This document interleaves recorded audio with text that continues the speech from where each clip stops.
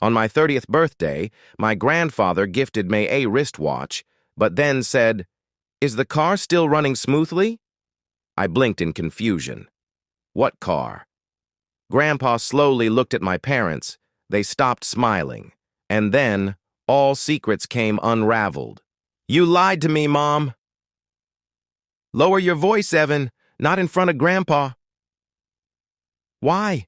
He's the only one who deserves the truth right now."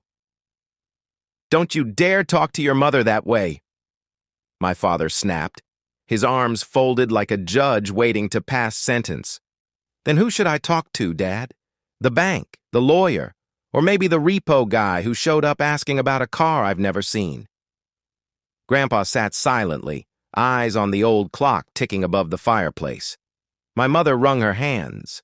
My sister Caitlin leaned against the kitchen island, pretending to scroll on her phone, but her eyes didn't move. My name is Evan Cole. I just turned 30.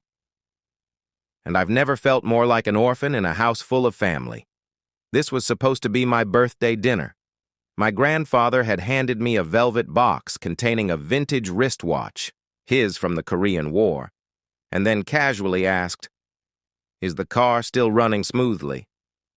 And just like that, the room fell apart, because I never owned a car. I've spent my 20s struggling through student debt, 2 jobs, and couch hopping while my parents remodeled their home twice. And somehow, my name is on the lease of a vehicle I never drove. The family members. Karen, mother, 57. Uses guilt like currency, took out loans in my name, told herself it was for the family. Robert, father, 60. Stoic, dismissive, believes love is provided, not shown, co-signed things behind my back. Caitlin, sister, 27.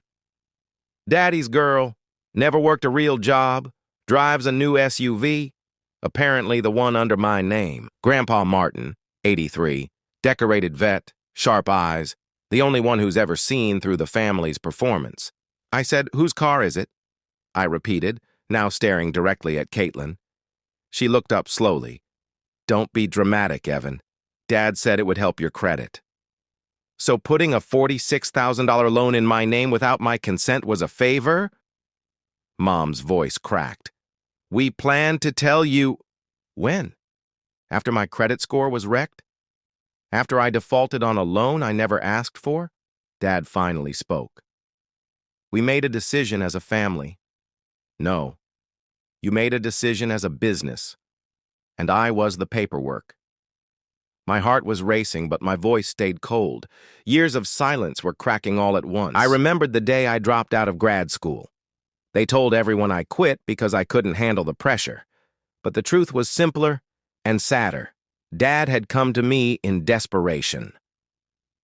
"We're going to lose the house if we don't pay the second mortgage, just until your sister graduates." I gave up everything. I worked 2 jobs. I sent money home every month, and they bought Caitlin a new car. With my name on the papers, I reached into my pocket and placed a USB drive on the table. "What's that?" Mom asked. "The truth. I recorded everything. The fake signatures, the tax documents, the insurance under my name, and, oh, the phone call Caitlin made to the dealership using my info." Dad paled. Caitlin dropped her phone. "You wouldn't." "I already did. My lawyer has it all. Tomorrow morning we file. And your credit? Say goodbye." "You ungrateful," Dad began, but Grandpa stood up. "No, Robert. He's right, and you've made a fool of my name long enough." Mom cried. Caitlin stormed upstairs. Dad sat back down, mute. I turned to Grandpa. "I'm sorry you had to see this." He shook his head. "I'm proud I did." I packed up the watch and my coat. Mom tried to speak. "Evan, maybe we can fix... I'm done fixing what you break." I walked out, not with rage, but with release, a quiet kind of freedom, the kind I never knew I deserved. The next day, Caitlin called me. She didn't apologize, but she asked if I wanted to talk, and I said maybe. One day, just not now. I didn't talk to my parents for 38 days. It wasn't punishment. It was silence. Necessary. Overdue silence. The kind that gives you space to remember who you are when no one is rewriting your story. In those weeks, I learned how quiet my phone could be. No guilt texts, no favors disguised as family needs, no fake concern. But I also learned something else. I wasn't angry anymore. I'd been angry for so long I thought it was part of my personality. But once I let go, what filled that space wasn't bitterness. It was clarity. I moved into a small apartment near Lakeview, a one-bedroom with uneven floors and an old stove that clicks before it lights. But it's mine.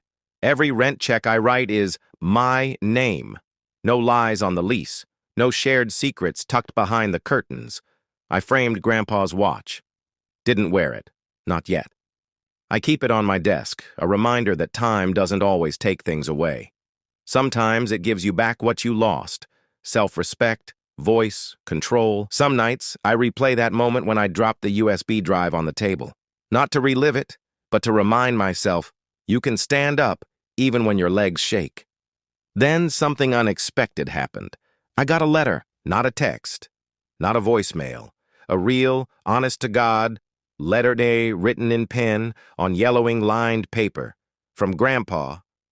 Evan, I've lived a long life. I've made mistakes. One of the biggest was watching them use you and not stepping in sooner. But I see you now. You didn't inherit your father's silence. You found your own voice. That's rarer than any medal I ever earned. Don't let this make you hard. Let it make you clear. Lead with that heart of yours. It's stronger than they ever deserved. Grandpa Martin, I cried reading it.